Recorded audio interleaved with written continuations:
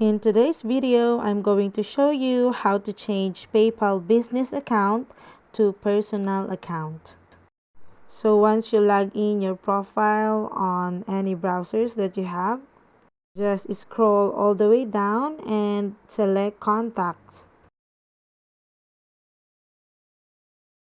So under Help Center, just scroll it down and you will see multiple choices on how to downgrade your business account to personal account. So the first option is message PayPal through PayPal Assistant.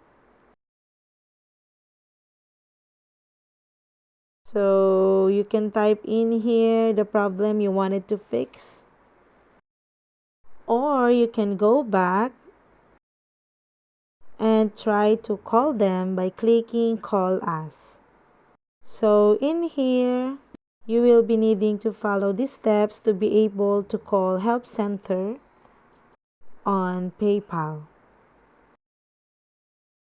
And that's the only way to downgrade your business account to personal account.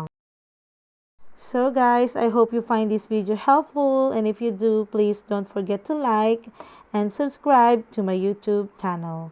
Thanks for watching.